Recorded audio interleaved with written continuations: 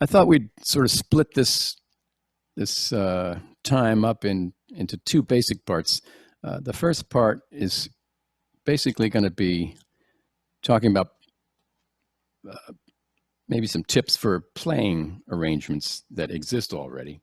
And then the second part, I think I'll try to get into a little bit of how one might go about arranging for a guitar. Because those are two aspects that most people who enjoy this style are interested in, I think. So there'll be time for questions. We're going to make time for people to play a little bit, and I'm going to demonstrate some things. I guess I'll just play a tune from the first book.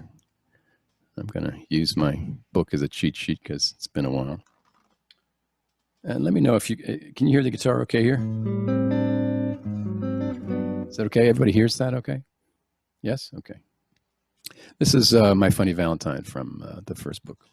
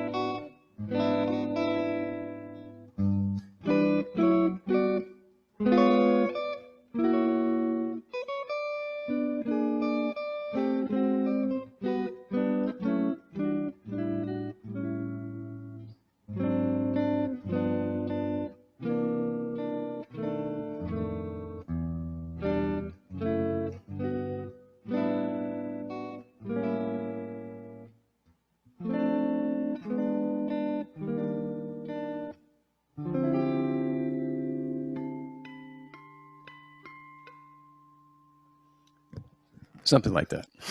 It's close. It's hard to see that from this distance, but that was... I'm going to tell you a little bit about how I got into this whole style, just to give you a little perspective on it from my point of view.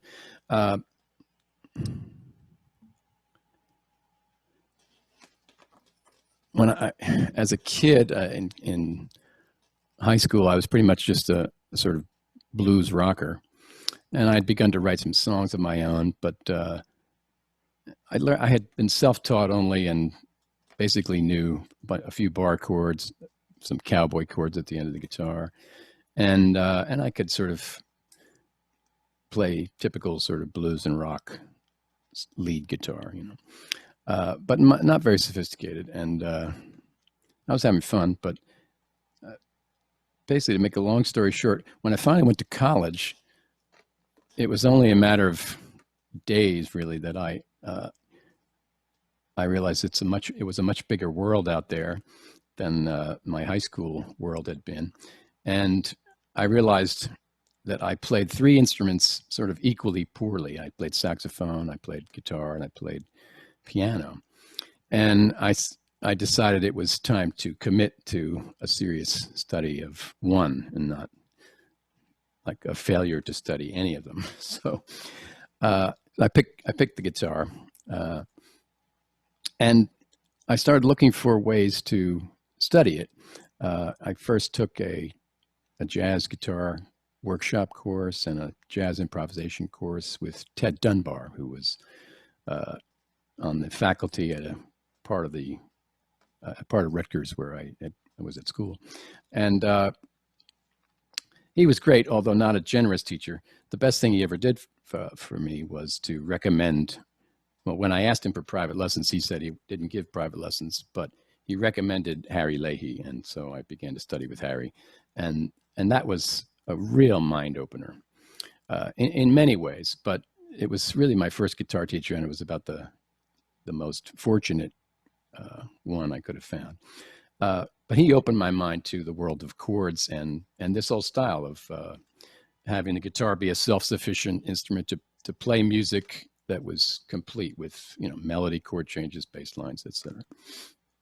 And he was a wizard at it. I'm going to send you some links later. Maybe just I'll copy them to the chat thing, and you can copy them from there, or maybe Susan can send some, which will include a couple from Harry of him playing solo guitar. He really knew the guitar unbelievably well. He could read anything, but this chord thing was just so wild to me. And he had sort of a method to teach me, almost a sort of a rote formula method to put together a chord solo.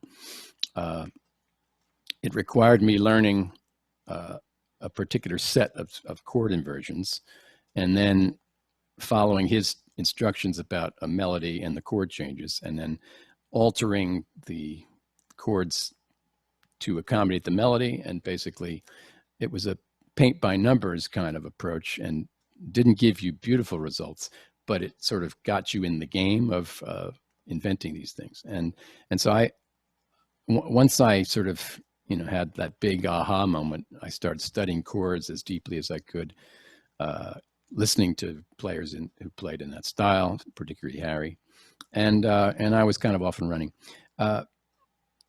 Many years later, after really having dropped all that study and just been working to make a living, I always had this idea that, you know, I had done so many arrangements while I was studying with Harry. He would make me do one a week, and I studied for several years with him, and so I had a lot of these, and I always kind of wanted to put them out, and but I always put it on the back burner because I never wanted to do all the homework that was necessary to get the publishing in order and to pay the publishers, and because I wanted to do it in a legitimate way. So anyway, fast forward to about, I don't know what, 5 years ago or something, and the light bulb went off. I said, oh, wait a minute. I've got this assistant, Susan Johnson, here working for me. She can do all that stuff that I didn't want to do, you know, calling all the publishers, making sure all that stuff's in order. And so she did. And it made me revisit all those old arrangements, try to edit them into shape, mistakes and all, for that first volume. And I was just, you know, it was sort of a postponed dream come true to have a book out there, because I always felt like it was an unusual thing. In some ways, it feels like an endangered species to me, and so it was my little contribution, and it felt good. But somewhere in doing that first book, I mean, it revived my interest in actually creating arrangements. So before long, I had enough for a second book, and that's the story of those two, basically. So one of the first things I think might be smart to do in playing any of these tunes is to play the melody alone first.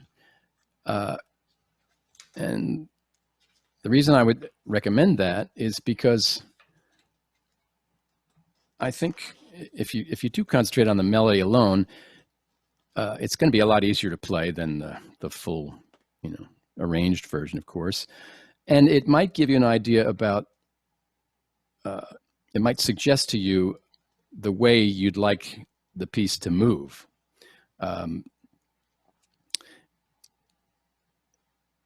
Often in this style, because it's cumbersome, a lot of these things are difficult to play. It's important to remember that you're trying to make it sound like a connected melody that has a particular shape. Maybe, you know, for instance, it's probably better to take an example. In the second tune of the second book, When You Wish Upon a Star. If you were to learn the melody first. What is it? And another thing to think about too, if you do all that on one string, it gives you an appreciation for the design of the melody and where it's making these leaps and how big those leaps are. There's something you learn about it, because it's almost like, if you play it on one string, it's almost like a graph of the melody in a way. Like, check it out. And then there's these. So this song, I think it teaches you something about what the melody is. I mean, what it's trying to do. There's certainly something about this swooping up that's happening all the time in this melody.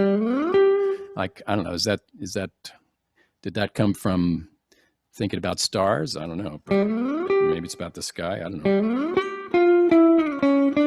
Another quite big one, and then another octave jump.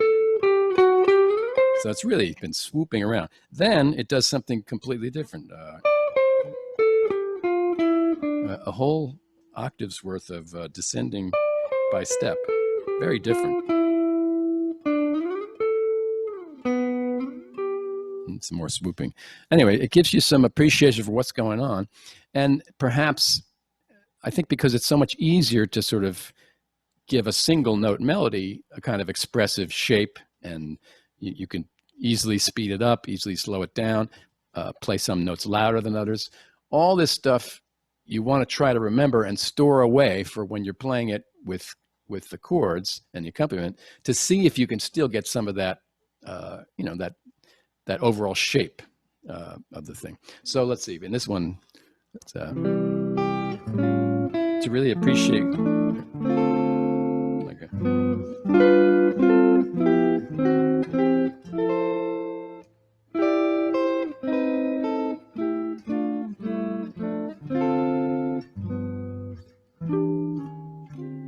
Etc. Just so you got to try to, just try to think about those bigger shapes, and playing a melody alone, I think, can really inform you and help you do that. I would also say that can also help you make note of what part of an arrangement is the melody and what part is accompaniment. Because if you play the accompaniment just as boldly as you do the melody, it might be a little strange. It's hard to imagine a piano player doing that. I mean, there's going to be some loud and soft, and that kind of, again, helps the melody stand out. Another thing, I think listening to singers is another great idea. If you're looking for help in how to phrase a melody, where it should get louder, where it should slow down, speed up, etc., it's always great to listen to great singers, because these tunes are almost all made famous by great singers. Let's see.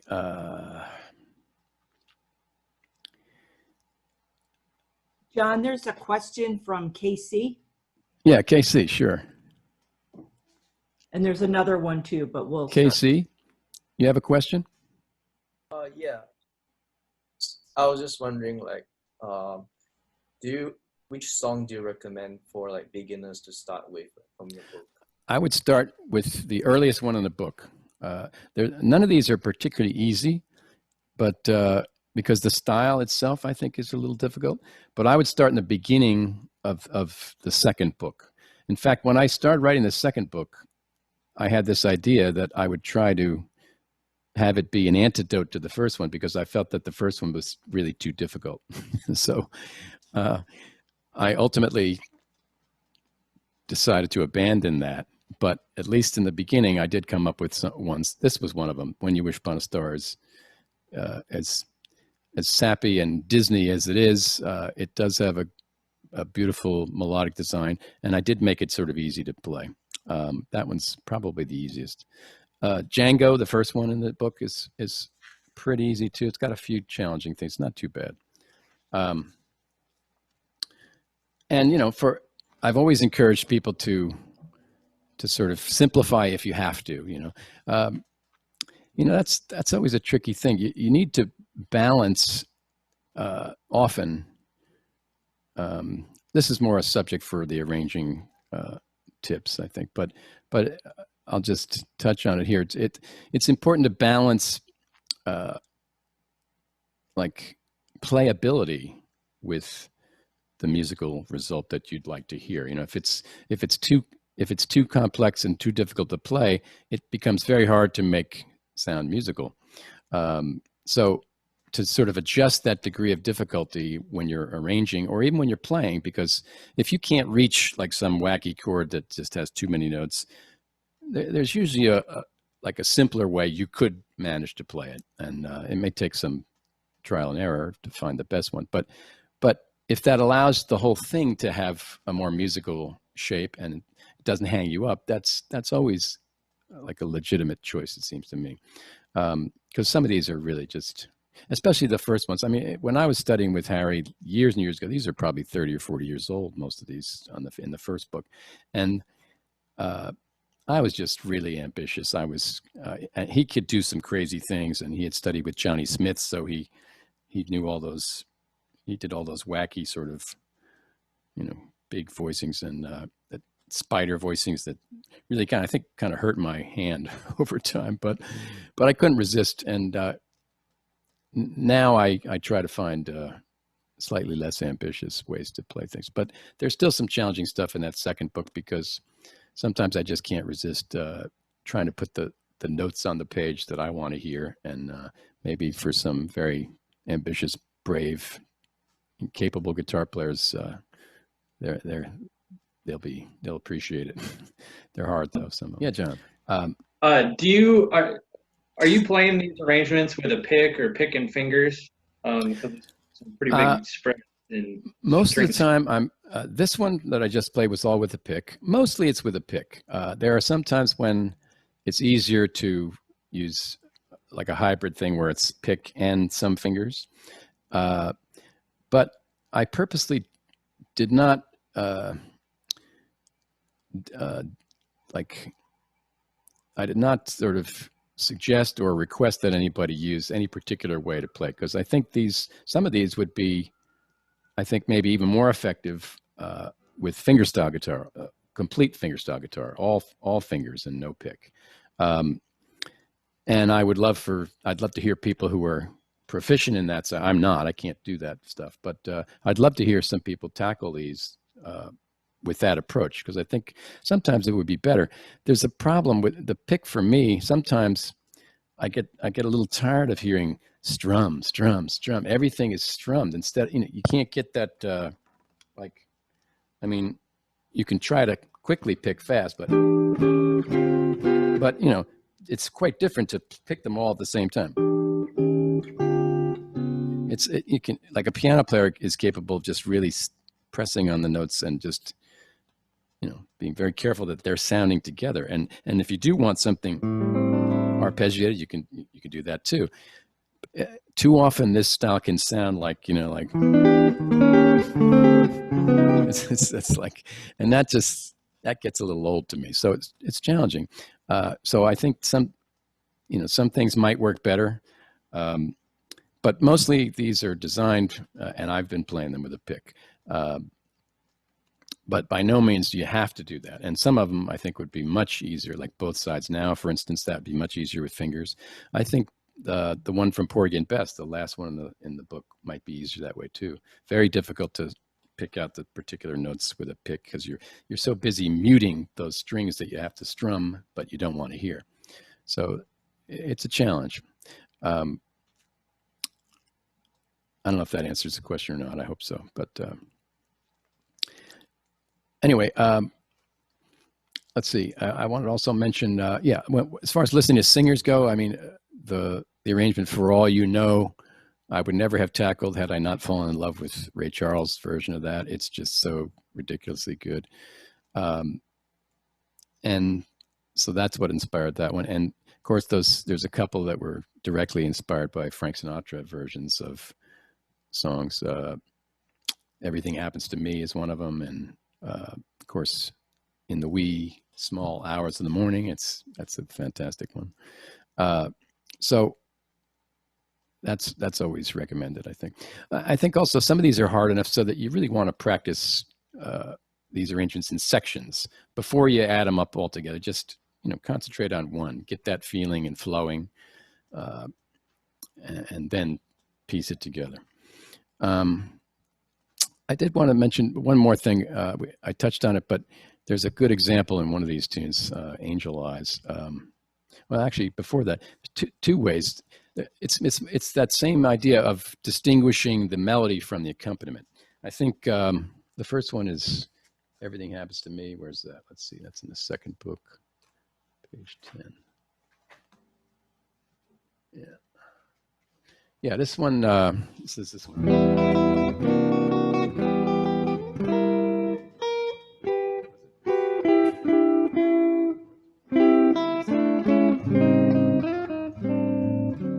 So when this melody, if you squeeze your pick just before you hit that last note of the chord, you can get it to sound a lot louder than the rest of the chord. It's hard to get it not to be a strummed thing.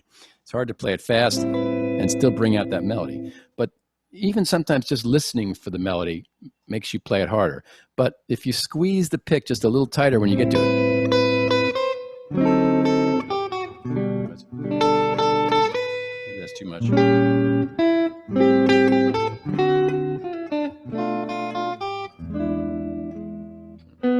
Where's it? What's it?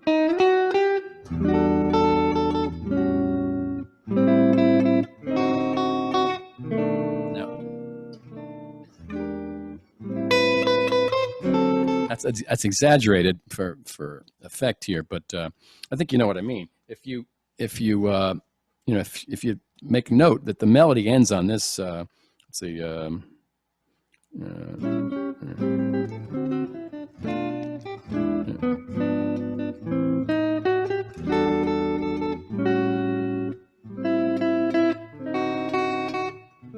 That's the last note of the melody.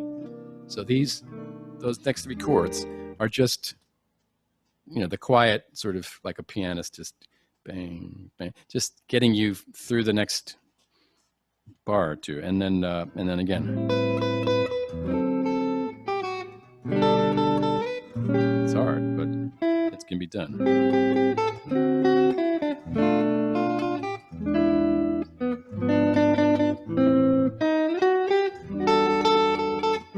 Sorry. Something's out of tune here.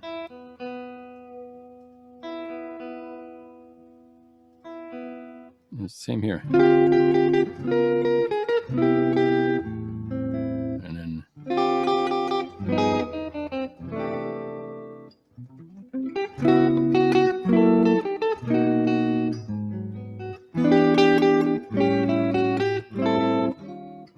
so I think I'm exaggerating a little bit and playing the loud stuff too loud, but I think you get the idea, and it's worth trying to develop that ability. Section that I quite like. It's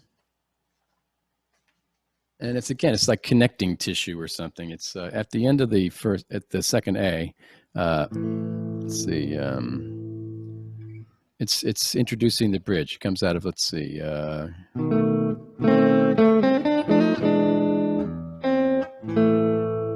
then it's quiet. And I would accent the melody. What is it? So all that, like a.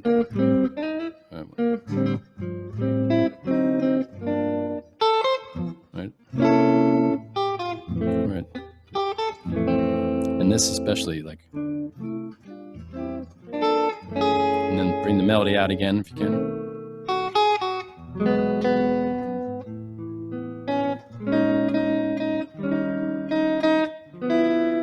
I think you get the idea.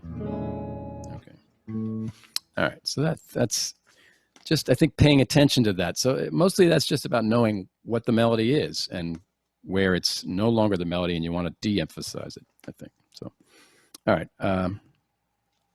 John, you have a question from Patrick. Okay. Yes, Patrick.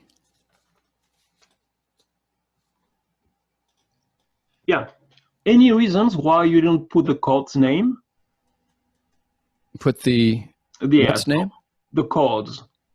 Oh, Yeah. yes. Thank you. I think because I think I basically feel like it's beside the point, and also difficult and sometimes confusing. I think it might be useful, for instance, for some people who are trying to learn to play it, to help them remember what a chord is. If they see the chord name, then they're likely to more quickly play the right notes. But I think because chord naming is sort of a fuzzy business, and not everybody agrees on ways to name chords, and sometimes there are combinations of notes that would be difficult to name, actually. I agree, yeah. I mean, I'm not sure. What do you call this chord? Like in the arrangement you're going to play? Like, I mean, do you really want to? I mean, you could. Somebody might call that an A sus4, but it doesn't function in any way like that in the music that way. It's just the notes exist because they're the right notes to get from one chord to the next. And so the vertical sound that comes up isn't really the point, you know? I mean, you have to play it, of course, and you want to remember it. So if it helps you remember it by naming it something, that's fine. But I think, like I said, I think it might be beside the point, just musically speaking. So, and I think if anybody's going to learn to play these well, they're probably going to have to memorize them. It's just, it's too much to be trying to look and, you know, jog your memory. I mean, that's what I'm trying to do, but it doesn't work. You really, to play them really well, you really have to focus on them, I think, and play them a lot and commit them to memory. That's just seems to be what it takes.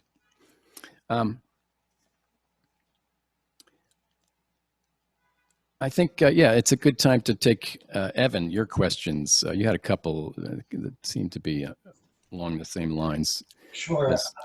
You know, I'm thinking the first one was about muting. Like, for example, in Everything Happens to Me, you start off with an E minor chord, right? Just kind of like straight first position. Right. But there's no sound coming, there's no note that you have on the fifth string that would be a B.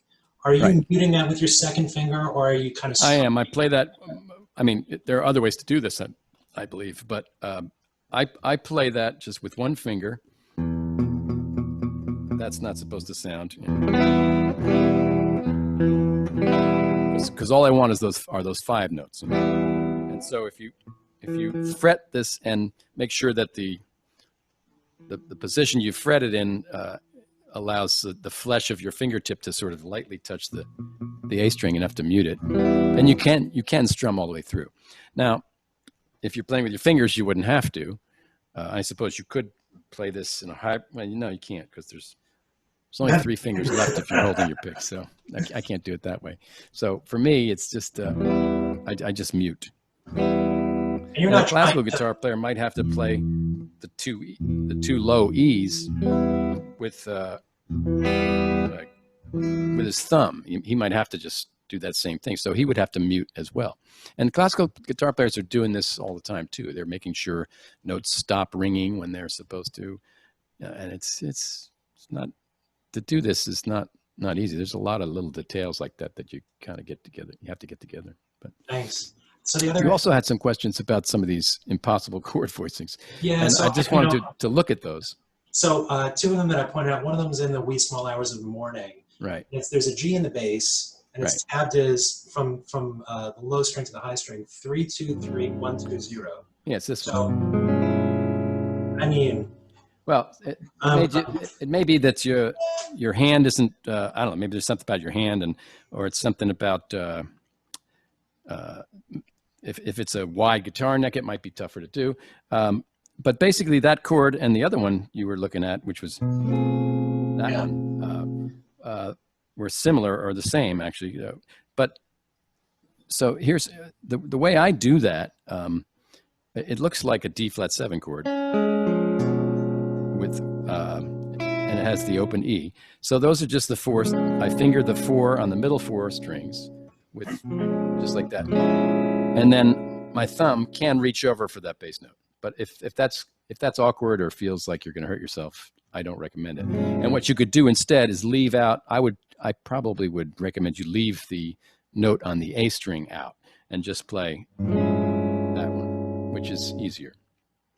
And it's pretty much the more standard voice. I couldn't resist because even just with that other note just enriches it for me. But and because I'm used to using my thumb that way, it didn't seem difficult. But that's what I would do. Just leave that one out. The other one, I think, this is a funny technique, and it's a little crazy. I mean, here's a chord, just that A major 7, right?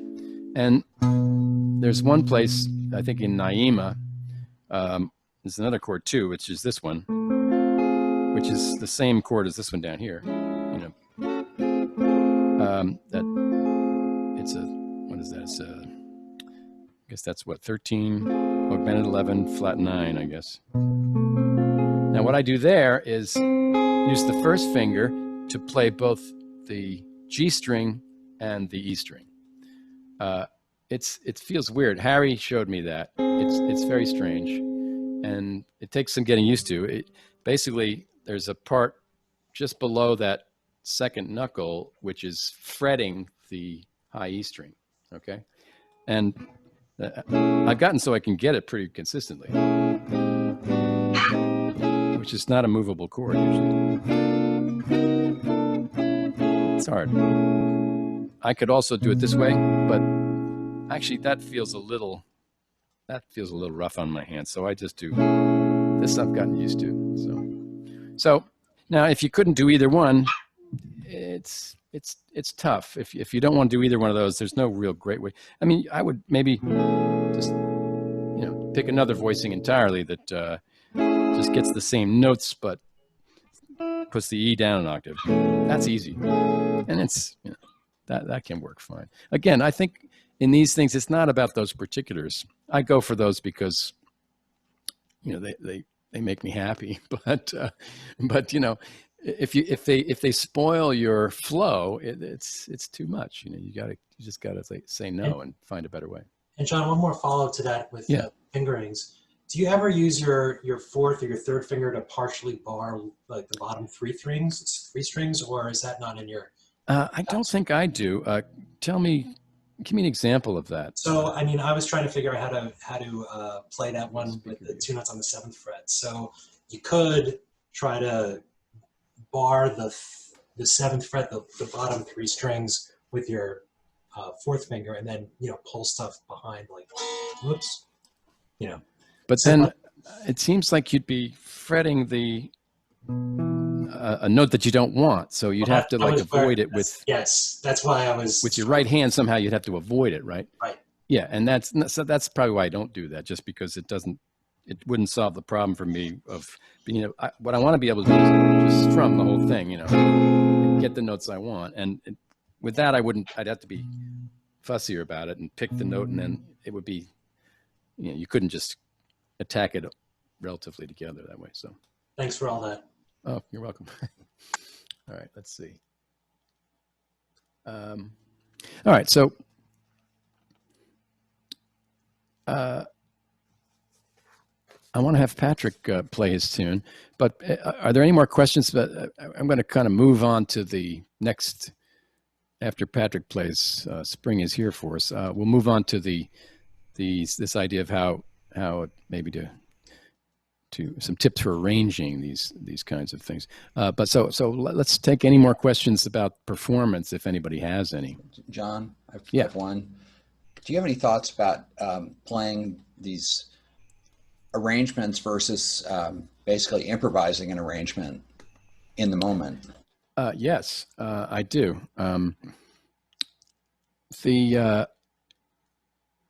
mean, there are some players who have been absolutely amazing at just being able to go for it on a song and spontaneously invent an arrangement, which is different every time they tackle it. Great examples of that are Joe Pass, of course. He didn't seem to prepare anything. He just seemed to jump in and like, wow, amazing. And perhaps the most astounding that way to me is Ted Green. He was able to do that too. And but the one thing I would say, however, is that people who are usually great at improvising are usually great at composing as well. And so I would say it's never a waste of your time. In fact, it's probably the best way to spend your time. If you want to learn to improvise on We'll Be Together Again, for instance, compose several different arrangements of We'll Be Together Again. And I guarantee you're going to be in better shape to improvise on it if you try that after than you were before. Because what you learn, and I don't mean just because you would choose something that you invented already necessarily, although people do, but to have to do that exercise more than once is going to teach you a lot about that song. So it gets it in your ear, it gets it in your head, and it sort of reveals the kinds of solutions that are going to work, and where the opportunities lie, say, in a song, So again, I think there's such an overlap, basically, between improvising and composing that if you want to do that better,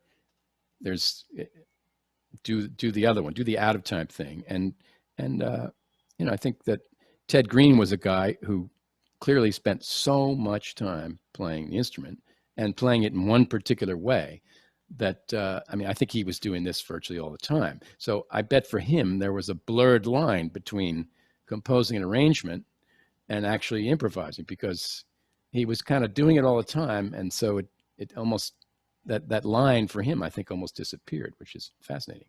I don't do this enough for me to want to tackle that, although I like to do it sometime. And one of the most fun things to do is to try to take a song. I mean, there's been the soundtrack of my life here has been, unfortunately, mostly sirens, this summer. But recently, there was also we've started hearing that. So I said, well, okay, like.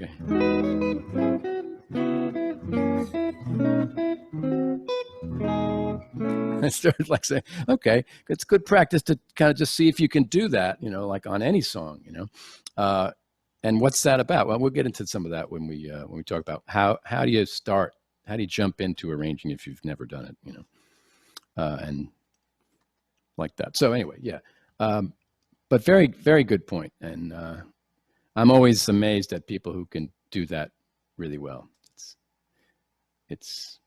It's a tall order on a guitar. George Van Epps was another amazing guy that way, just unbelievable. And there are many more, I'm sure. So you guys know. All right, let's see. Patrick, will you do us the honor? Okay. Thank you. I try. Can you hear me? Yes, it's beautiful. Okay.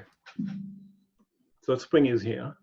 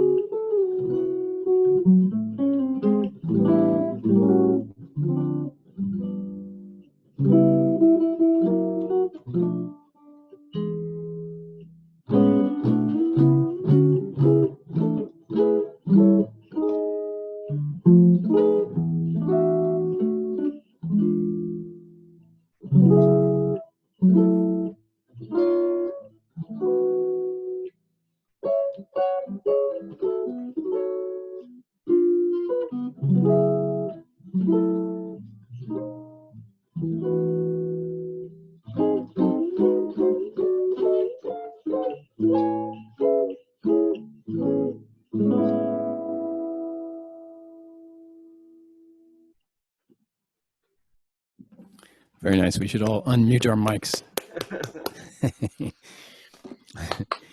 Yeah, that's a great one.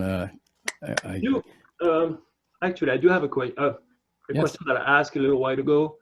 Mhm. Any tips how you had to switch chords, meaning that how you play from one chord to the other one? I heard that classical player, they go very slowly when they do that. You know, like they count very slowly and then they're moving the fingers very slow. Is that what you do, or you have any? No, not exactly. I mean,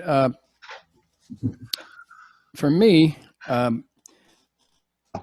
there's a lot involved when if you're trying to do. For instance, there are several of those quite difficult passages. That one's hard. That one's hard. And the other one. What is it? Yeah. They're very hard to me, but I think if I'm really having trouble getting my fingers to memorize like where they have to go, what I'll often do is take a look at the chord, and I'll look at each finger and just remind my brain what path each finger is going to take from one chord to the next. Right? It's like so. So if I'm playing from this chord to this chord, it's not particularly hard, but if I were having trouble with that, I'd look at my first finger and say, okay, first finger's here. I'm sorry. Put the other camera on. If I look at my first finger, it's here, fretting this note here on the first fret, and then I'll recognize that, okay, it has to go from this position to this position. It's going from fingering this one to barring this one, okay? And I might just do that and make sure it's getting in my brain, getting in my hands. And then I'd look at the second finger. What's that got to do? Okay, it's going to play, and then it's going to not play. So it's just playing this one and then resting. This next one, okay, so that's staying there. All right, so if I'm trying to make these connect as much as possible, that's my anchor. Because that can just slide right up. And I think playing it slowly will reveal the tricky fingering moves. One thing I would ask you to consider is to see how long you can make each chord ring before the next one sounds, to get as much sort of time value out of each particular chord, because that's something because it's so hard on the guitar to be moving all these fingers around. That's one of the greatest challenges, and that's true in classical guitar too. And so for me, that's the first thing I would do, is study the path of each individual finger, know where it's going, because I think that kind of, to make it conscious, makes you a little more deeply aware of what the job is that you have to do. But again, connect them. It's hard.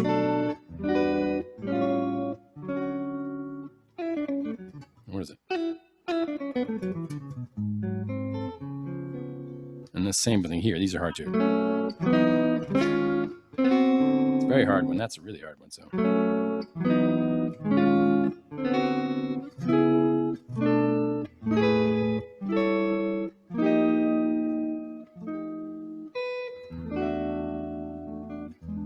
Very, very difficult. I mean, so I think it's practicing it slowly and just sort of recognizing which ones are the most difficult changes. For instance, if I were doing, that's not too bad. This is bad. That's really hard. So So, I would. so maybe this one. I just do that a lot. Once I would try different fingerings and see which one seemed to work the best, and then I would just play that over and over and see if I could just make the distance between them as short as possible. It's just difficult. The one who which gave me troubles is this one. I don't know if you can see. Can you see? Yeah, I can hear it. And then that one, with the bass. You mean from the F sharp? Tell me again where. Give me the context again. See, this is at the end. Spring is here. Oh, right. And then this one. Now, how are you fingering that one? I use my thumb. Do you use your thumb? Yeah, I use this. Yeah, I saw you using. I'm trying to do that. But switching from this one to that one, that just. So I was wondering if yeah. Okay, here's how I think this is how I do it. With the first finger there, a bar there, and the pinky. Okay, that's what I do. You see that? Yeah, but it's the next one, which is. Then I just, well then, yeah, that's just, you have to, What I missed. And they're just difficult. Yeah. I don't think there's any way around it, No, you just have to repeat. On that, these though can have a little space between them and not suffer too much. It seems like because it's very bold. I hear this, and then quiet, and then bold again. Oh, the thumb. I could use the thumb too. Maybe that's easier.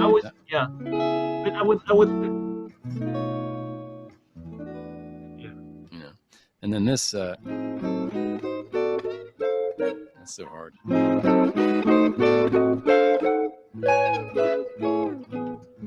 And I sort of see that as like imagine that like fireworks, like this, the thing gets launched, this is launching. And then when it goes, bang, bah, bah, it just like sort of echoes and pops like that, So it's so hard to get to the point where it feels expressive and not just a technical challenge, But maybe that's why we keep doing it, because it's you're always going to be striving. You're never going to be quite making it. I don't know, but I think you play it beautifully, and I know I put you on the spot here, and I appreciate your being willing to play for us. Thank you. Thank you.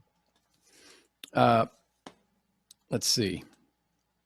Any other questions before we move on to my list of tips here for trying to arrange?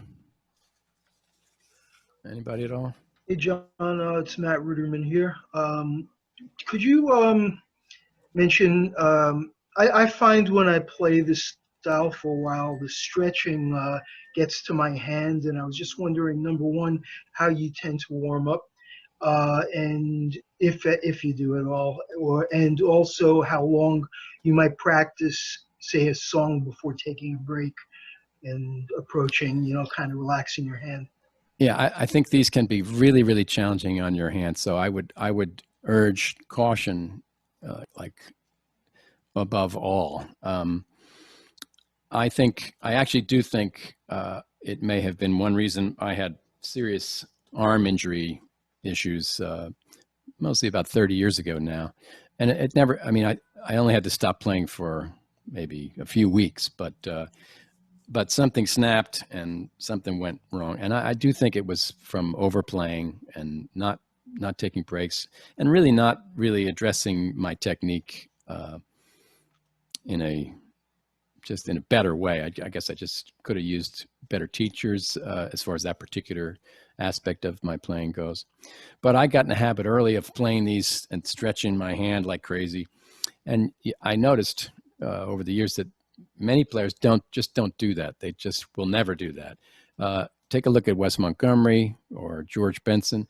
Those guys, you never see them doing those huge reaches. I think George always seems to have his hand in some position that looks awfully like the most natural, comfortable position it could be in.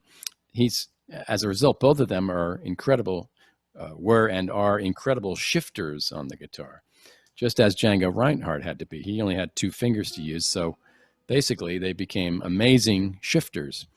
And when you have 4 fingers and you learn a certain way, like I did, you tend not to do that as much. And I don't think that was so smart. But the other thing about Wes, I don't think he ever used his pinky when he was playing single lines. Maybe you guys from Indianapolis know better than I do, but that's everything I've seen and everything I've heard was that he didn't do that. He certainly used it for octaves, I believe, and certainly for chords. But in some ways, I think that I've always, like when I was a kid, I learned to play just with my 3 fingers and didn't use my 4th finger basically unless I had to for a chord. And then when I started taking lessons with Harry and trying to play chords, I started using the pinky and trying to develop it. And it has always felt like the problem child for me. It just doesn't behave like the others. And I think I've heard stuff that these 2 fingers share a tendon or something. It's a little harder for them to, well, for some people, I think it's harder to get real independence and strength. Although then you look at somebody like Jaco Pastorius and you realize, well, some people can do it, so he certainly did. Those are always questions and issues, and for me, they'll remain unresolved. But I would recommend Matt for you, especially just anytime you get a symptom of fatigue or discomfort, or absolutely, it's time for a rest. I don't have any real warm up ritual, but I do find if I play a lot of this kind of chord melody stuff, as I have even for the last couple of days, just trying to prep a little bit for this, it puts a particular kind of wear on my left hand squeeze muscle. Basically, it's challenging, and it's easy to feel like I'm losing my dexterity for single lines when, even as I'm getting better at like being able to do the chords. So very, very tricky, and I'd recommend, like I said, proceed with caution. Just take it in little chunks, and you'd be better off, I think. Anybody else? Can I cut in on that for a second? Yeah, Mark. I just had carpal tunnel surgery, first on my right about a year ago, and just recently on my left. So I'd like to say, if anybody's experiencing numbness or tingling in the tips of their fingers, that is definitely a sign that you should get a doctor's evaluation. Don't let it go too long, because eventually the numbness will not go away. All right? Just a fair warning for everybody. Yes, thank you for that. Sure. I think Karsten had a question similar about stretching. Mm-hmm. Yes, it's more or less answered. Okay. I was wondering if you got any recommendations or tips or practicing tips to increase the stretchability of the. No, and I don't really think anymore that that's a great idea. I mean, I've always I still look at this, my measurement here, and I don't know if you can see or not, but yeah. If I try to even this out, this left hand has close to an inch extra stretch that results from having done this for all that time. I don't know. I'm afraid that it's probably, it might be dangerous for some people to overdo that. And so I don't want to be the one to recommend anything like that. If it's the natural function of many, many years of doing something, maybe bodies can, handle that, and it's okay. But yeah, I'm a little reluctant to sort of recommend anything that tries to do that. I know people do, but for me, it seems to have been slightly problematic. So I don't think that's great. I think better to rearrange the notes so that they're easier to play. All right, let me continue and take a look at some of these ideas for. I guess again, if you're writing an arrangement, same way if you're playing an arrangement, I think it's wise to start by learning the song, learning the melody, and I would actually recommend at least reading the lyrics so you know you know, what that is. You can ignore that if you want, but it may give you an idea of a character that's appropriate for the song. And certainly listening to singers can help you learn how to express it, of course. But now, the tricky thing, it's pretty easy to find and learn a melody. I think probably most of you people can do that just by listening to somebody. But sometimes, especially in a jazz context, singers they're messing with the melody. It's not always straightly played or sung. So I think it's wise to consult a bunch of different versions till you feel confident that you really know what the melody is.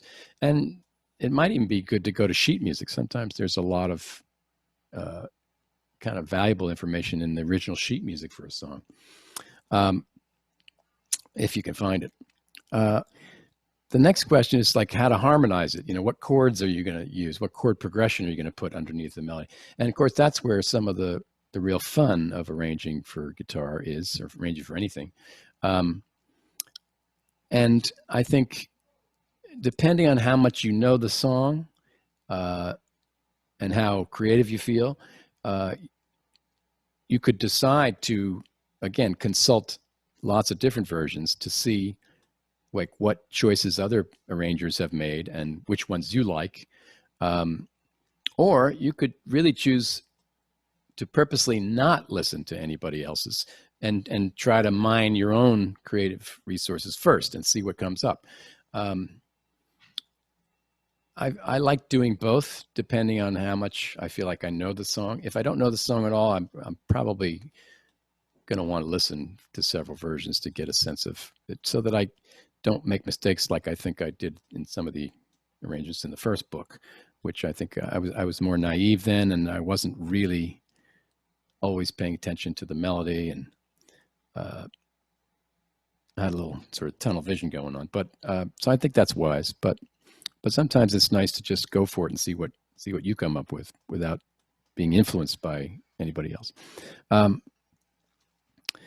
Again, there's always this trade-off when I'm writing an arrangement of the complexity versus the playability. I mean, sometimes it's enough to play just a melody alone, and it sure is the easiest way to go, you know. So that's at one extreme. The other extreme is where people have like kind of a complicated melody and they're putting another chord, like another big block chord on every single note. And that can really sound kind of heavy-handed. I don't do so much of that, although like this thing in Spring Is Here. I mean, that's kind of doing that, you know. I didn't go. You could do that, I suppose, but it just, I needed those notes. You know. So but I always have that in mind. Like, okay, is this going to be playable? And when you're writing something, try it out. It's kind of work it up to speed and find out how resistant it is to being played in a natural, musical, beautiful way. If it's too tough, then maybe reconsider. So that's just something that I definitely think is wise to pay attention to.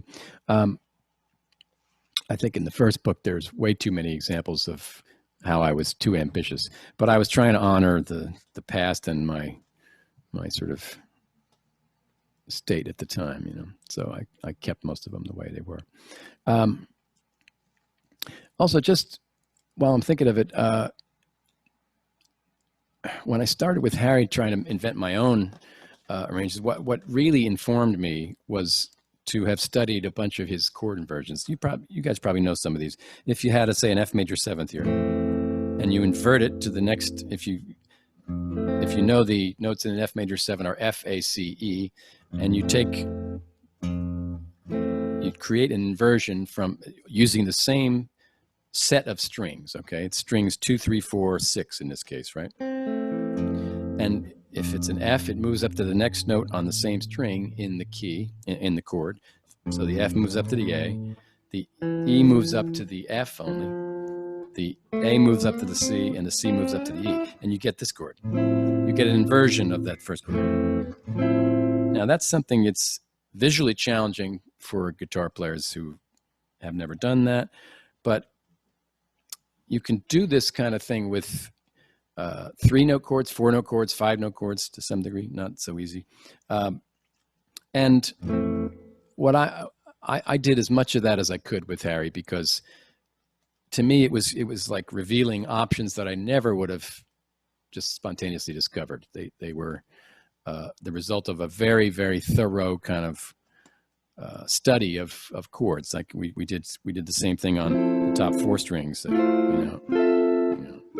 Find all the inversions for that F major 7 there, and then of course he changes the chord type, you learn all the F7 chords, and then you vary those, and it goes on and on. It's a long process.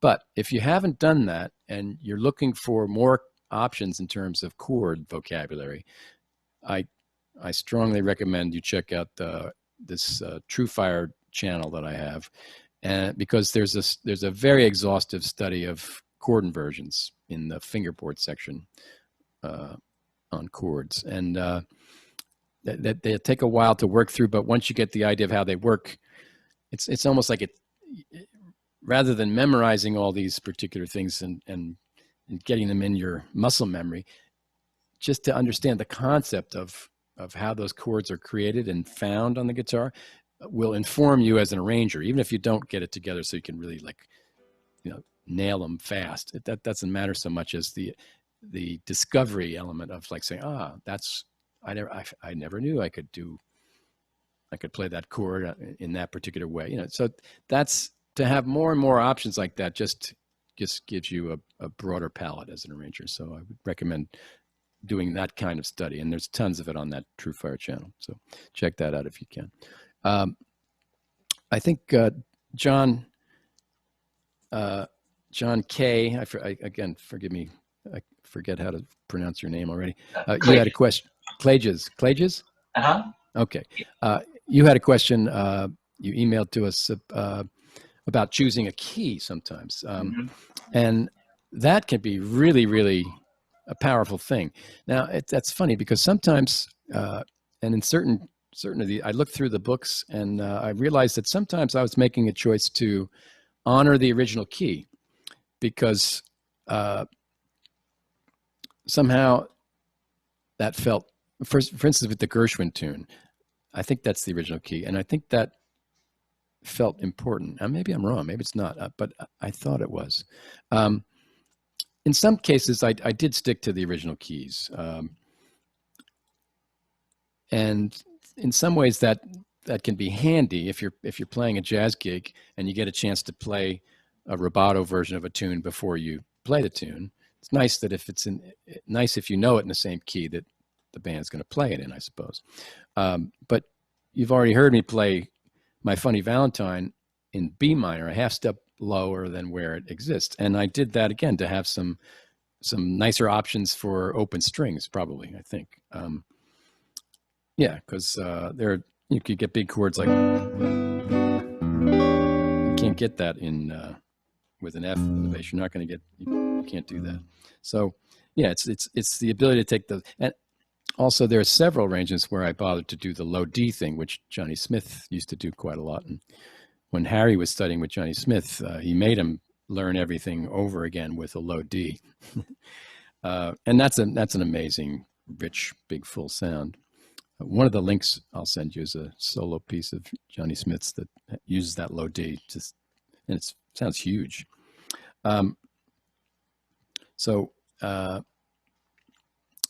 Yes, key is critical, and there's let's see a few examples. For All We Know has a nice big low D. Spring Is Here, I think, with that, you can't do it without that A. That helps because you can, especially that thing at the end. That really would not be possible in B flat. So yeah, a lot of these, you'll find that these are moved to those friendly keys. So I think that's wise. And sometimes that can take a little time and it can feel frustrating because you start working on it in one key and then you say, oh, but I can't get that beautiful chord voicing that I want, and then you have to rethink it and sort of say, okay, well, can I get everything else? Because sometimes, you have to it's almost always a trade-off. You're compromising. In one key, you might get a few friendly solutions that once you put it down a half step to get some other open strings, those go away. And so usually it's a juggle, but that's kind of the fun. It's like a puzzle. And once you know basically what you're trying to do, it can be fun to try to find the best solution, even though there always seem to be trade-offs and compromises. But that's the fun of it for me. I think, John, you also were talking about choosing like other parts and how to ornament the melody, how to maybe some other, like thinking about other lines. A couple things as far as that goes. I think probably second most important to the melody is the bass line. And I think there's something about our ears, something about the way our ears typically work. The melody is usually the highest thing. Not always. There's a link to one of Harry's solos on Send in the Clowns, where he's playing the melody below the accompaniment. And that's kind of cool too. But I think the way our ear works, we hear the high part as prominent and significant because it's the highest pitch. And then I think next of all, our ear probably hears the low note. And on guitar, it's even a tall order sometimes to get the right bass line and the right melody together. Just to play that together, it can be enough. And then you fill it in with whatever you can kind of grab in the middle. It's often the approach that people take to this, I think. But I do think it's wise to search for great bass lines and often like contrary motion or just a continuing line. A couple examples of that. One from the last song in the first book, which I basically stole from Harry. It's the ending phrase of "Here's That Rainy Day." What is it? Sorry.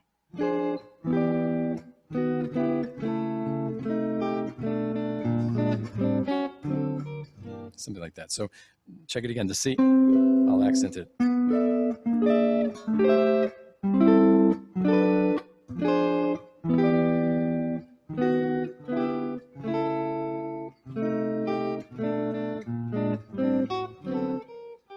Yeah, so it just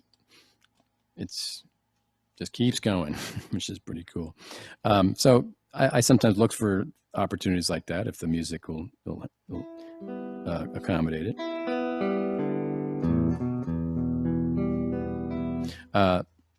And also, I think sometimes intros and endings can be great bookends for a piece. There's a few examples of that in the book. Angel Eyes has a particular intro. What is it? And I think and the figure at the end is similar. What is it? Yeah, so those are two little bookends, and sometimes that really is nice. Other times it's nice to just start right in on the melody and cut to the chase, I guess. Also, sometimes, like, let's see, in that wee hours of the morning, wee small hours of the morning. I mean, I think this I haven't done that much because it seems like an achievement enough sometimes to be able to settle on a section that I like for, say, an A section of a song, and sometimes I won't think to try to do a variation of that because it seems like enough work to just play it again, and often I do. But in this particular one, I think I'm glad I decided to do more. Let's see, the first time it's what is it?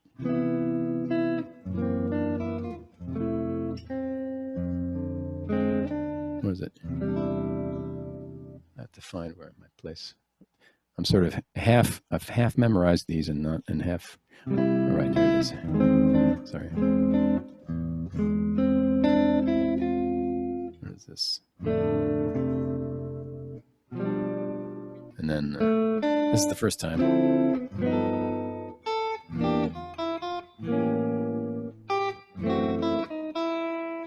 Was it? Shit. What is it? And then still, it's the second half of that, but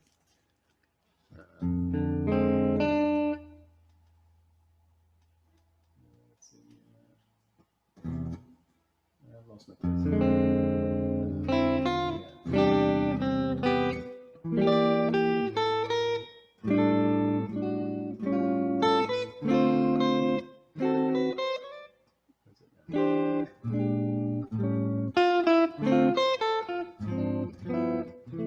and then the second, this is where I mean, the second time.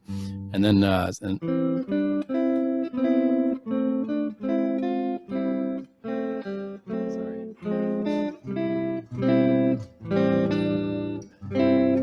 This is hard. You get the idea. So it's just a completely different treatment from the big one, you know, which is beautiful. But then, like to sort of break it up with this. It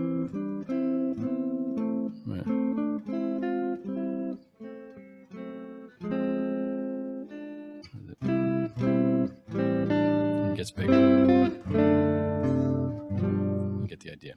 So, yeah, sometimes it's good to do the extra work of seeing if you can come up with a variation on something rather than just a rote repeat. Thank you. Sandy, you want to play another one? Sure.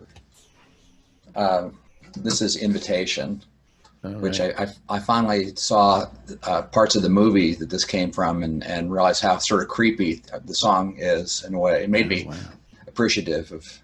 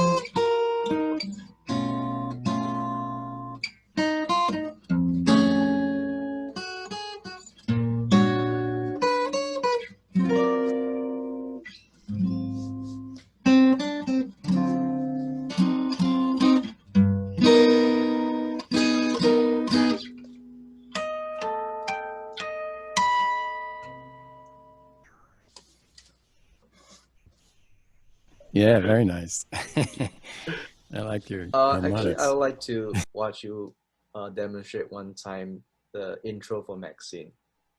Okay, sure. Yeah, I made a very simple version. So let me just get the guitar view. I decided to do a pretty simple.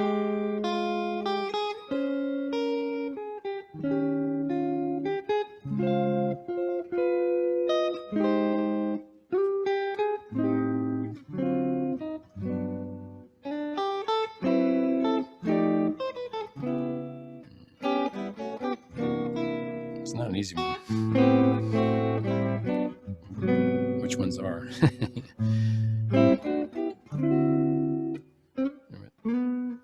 Was it?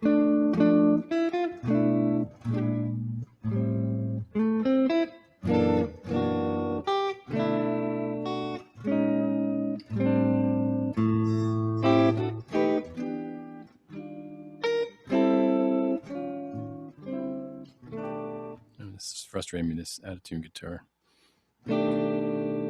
Nobody's changing strings for me anymore. I have to do it myself, so it doesn't happen as much. That's hard.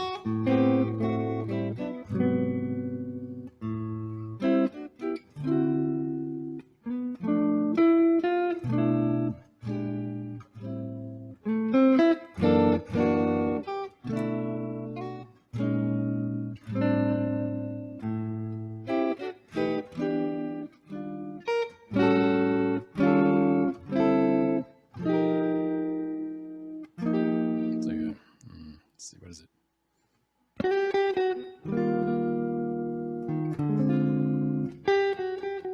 I forget it now.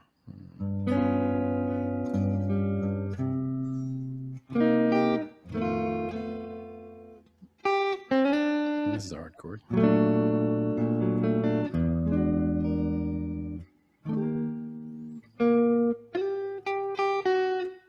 What is it? Yeah, I forget it now.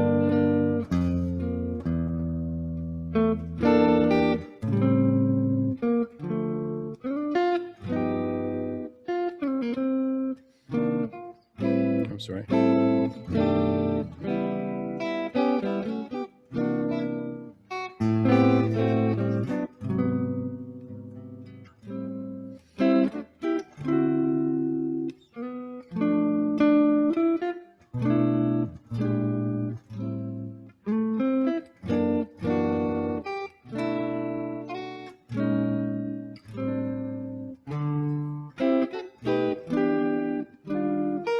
What is it?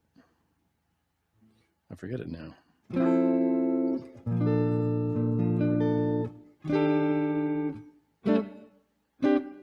Something like that. Yeah, something like that. Yeah, it's a bit of a memory jog for me there. It's also on your website, too. Say that again? You have it on your website, too. I'm sure I played it much better there. Somebody else had a question. I think, Patrick, you had some. Yeah, so maybe I missed it. But regarding the chords, you find the chord progression by ear also? Or you're going with the sheet music, or because you said you go with the bass line. So are you working the chords according to the over the bass line, or? Well, I think in the case of a song like Maxine, the record is my source for all the chord changes, of course, and the information about what might be useful bass lines. Absolutely, I'm thinking in that song from the one source, because I'd never heard anybody else do that song, and I know that song. And generally, my practice when trying to do an arrangement is to listen to as many versions that I like of it that I can find. Sometimes I'll actually bother to sort of, figure out what the chord changes that one person is using. Other times I won't. Sometimes I'll just look for a general plan, general structure, simple chords, and then I'll fill it in myself with the more complicated connecting stuff. Other times, like with some of those Sinatra arrangements, I couldn't resist trying to do something that at least imitated the spirit of the Nelson Riddle arranging, because it's so gorgeous, Yeah. But sometimes on a guitar you just can't get exactly like that. So I'll modify it so that it feels like it does the job of getting a particular harmony right, or maybe like an intro that has a certain kind of vibe that makes it feel right to me. So yes, I mean, you can certainly find chord changes, like in the real book. You can find chord changes and you can go from there. But I almost always prefer to do a lot of listening and listen to my, figure out the chords that everybody's playing, rather than go from a book, because I don't always trust other people's ears. I want to hear it for myself and figure out what I like. So, Good. Thank you. Anybody else? I appreciate you guys, your longevity. You guys, it's coming up on 2 hours. This is impressive. Thank you, John. It's great. Oh, thanks, Sandy. And thank you so much again for making that second book better than the first. It really is. Yeah, thanks from here too, John. Let's definitely do it again. Oh, thanks, Mark. Yeah, and please let me know if anybody's interested in revisiting this topic and working a little more, and maybe just in a forward-thinking way of making more arrangements and just studying the process more than these particular arrangements. Yeah, I'd like to study the process myself. I'd like to see how it's all put together. It's there's no substitute for diving in and trying. So just take it slow and simple, and see if you can do something basic. I think there again on that True Fire channel. I think I took a song, a very simple song, All Through the Night or something, very simple, and I sort of tried to strip down the process to the most minimal way I could. And, Yes, you and did. I only used like the top 3 notes of the guitar. So that's if you've never done this before and you're looking for a place to start, I think that's a pretty simple way to get the idea of how it might work. Yeah, I've done it before from sheet music, but I'd like to learn how to put it together myself. So Yeah, definitely interested. good. We can send a link to everyone if they aren't already on your True Fire channel. I can just send out an email to the group because you get that free 7-day access. Okay, yeah, please, if anybody would like to check that out, I'll have, yeah, We'll Susan, do make a sure you do that. follow-up That's great. on this. That'd be a big help. Thank you. All right, I guess it's time to sign off and wish everybody well. I so appreciate everybody's attendance and attention, and I hope this was valuable for you in some kind of way, and it certainly was fun for me, and glad to see the response. And until next time. Thank you very much, John.